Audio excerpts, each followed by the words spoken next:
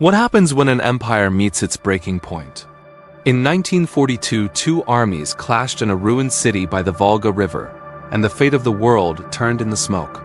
The Battle of Stalingrad was more than a fight for a city. It was the death of Nazi Germany's invincibility.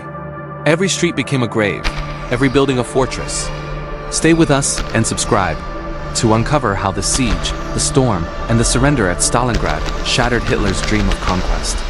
By the summer of 1942, Hitler's armies had conquered most of Europe. The German war machine swept through Russia, capturing vast territories and millions of prisoners. But Hitler's eyes fixed on one name, Stalingrad, the city that bore his enemy's name. He wanted to crush it not only for strategy, but for pride. It would become the greatest mistake of his life. Stalingrad sat along the Volga River, a vital industrial hub producing tanks and weapons. Capturing it would cut Soviet supply lines and secure Germany's flank for a southern advance. Hitler ordered the 6th Army under General Friedrich Paulus to take the city at any cost. He expected victory within weeks. Instead, his army would vanish within months. The Soviets knew the city's importance. Joseph Stalin issued Order No. 227, not one step back. Retreat was forbidden. Deserters were executed. Civilians were trapped inside, drafted to dig trenches or carry ammunition. The line between soldier and citizen disappeared. In August 1942, the Luftwaffe bombed Stalingrad into rubble. Entire districts were flattened, turning the city into a wasteland of fire and dust. Tens of thousands of civilians died in the first days alone. But the destruction only made defense easier. For the Red Army, every pile of debris became a stronghold. German troops advanced street by street, expecting quick collapse. Instead, they met fanatical resistance. Soviet snipers hunted through windows and ruins. Fighting often happened within single buildings, Germans on one floor, Soviets on another. The soldiers called it Rattenkrieg, the Rat War. Among the defenders was Vasily Zaitsev, a Siberian hunter turned sniper. Hidden among the ruins, he picked off German officers one by one. His tally rose into the hundreds, inspiring the city's defenders. Zaitsev became a legend, proof that the Red Army spirit could not be bombed away. His story symbolized a city that refused to die. As autumn turned to winter, the battle became a nightmare of cold and hunger. Temperatures plunged below -30 degrees Celsius. Both sides fought over ruins with bayonets, knives, and bare hands. Frostbite claimed as many lives as bullets. Stalingrad had become a frozen inferno. Yet beneath the chaos, Soviet commanders prepared a counterstroke. While the 6th Army was bogged down in the city, its flanks, held by weaker Romanian and Italian units, were stretched thin. Marshal Georgy Zhukov saw the weakness and planned Operation Uranus, a massive encirclement. It was a gamble worthy of the city's name. The trap was about to close. On November 19, 1942, the snowstorm began, and with it, the Soviet attack. Thousands of tanks and artillery guns roared across the frozen steppe. The Axis flanks crumbled under the onslaught. Within days, Soviet forces met near Kalach, surrounding the entire 6th Army inside Stalingrad. 300,000 Germans were now trapped. The hunters had become the hunted. Hitler ordered Paulus to hold his ground. He promised resupply by air, claiming the Luftwaffe could deliver 500 tons a day. In reality, they barely managed 100. The men of the 6th Army began to starve, their wounded freezing in makeshift shelters. The sky that once brought bombs now brought despair. Inside the pocket, discipline crumbled. Horses were eaten, ammunition rationed, and wounded left to die.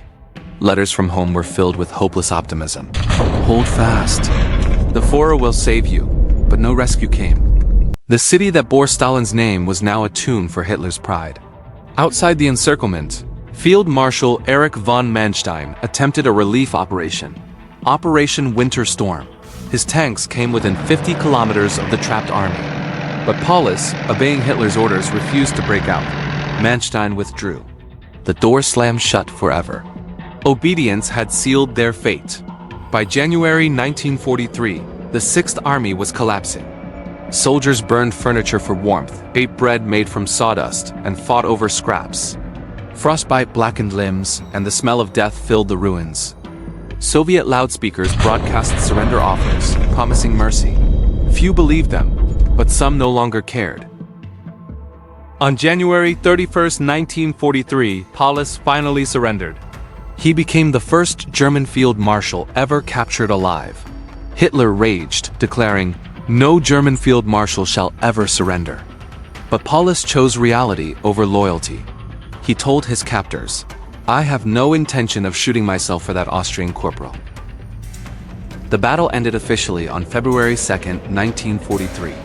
Of the 300,000 Germans who entered Stalingrad, fewer than 90,000 surrendered. Only about 5,000 would ever return home after the war. The rest died in camps, frost, or silence. The city had devoured an army. For the Soviet Union, Stalingrad was both victory and tragedy.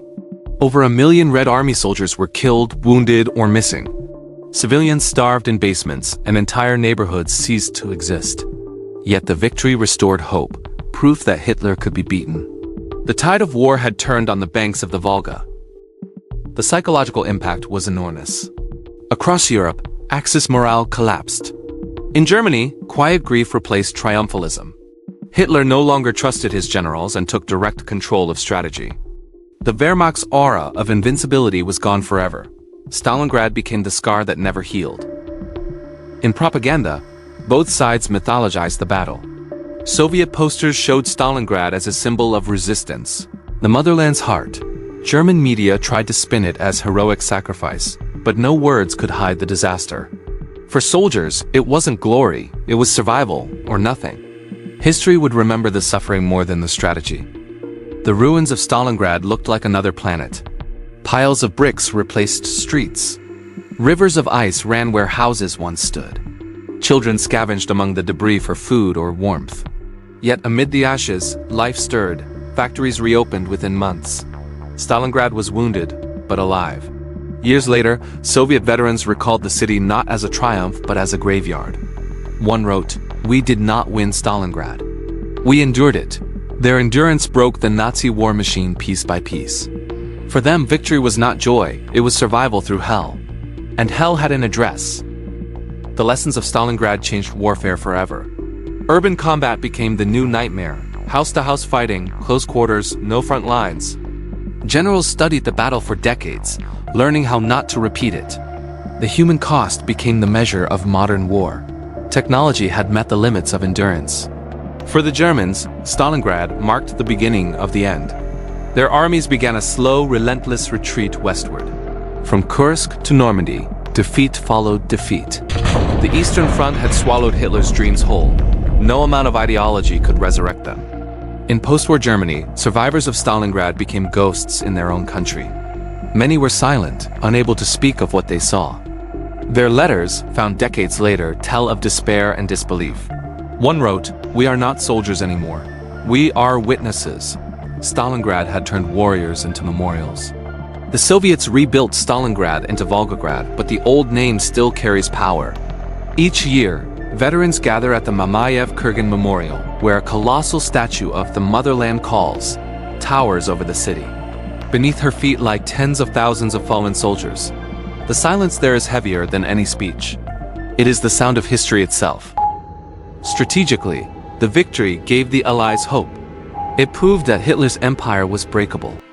Britain and America saw in Stalingrad a symbol of resilience, a partner capable of standing its ground. It united the coalition that would storm Europe 2 years later. The Volga became the first crack in the Reich. For Stalin, the victory was propaganda gold. He turned it into a symbol of Soviet superiority, a divine vindication of his rule. But for those who fought, it was simpler: comradeship, survival, and grief. They didn't fight for ideology. They fought for each other. And that human truth outlived every regime.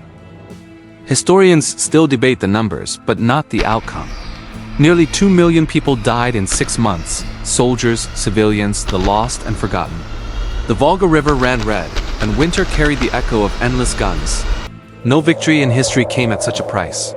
Stalingrad was both triumph and tragedy, inseparable forever. Today, when the city sleeps, its soil still hides relics of the past: helmets, rifles, bones. Each one tells a story of someone who never saw spring again. The modern skyline rises above them, proof that even from ruin, life can grow. But the ghosts remain, whispering lessons of pride and endurance. Stalingrad stands as both warning and remembrance. The Battle of Stalingrad broke an army, an ideology, and an illusion. It proved that even the strongest empire can crumble when confronted by courage and sacrifice. Subscribe to uncover more hidden stories from the wars that shaped our world. Battles not just of armies, but of human will. Because history's greatest victories are never just won. They are endured.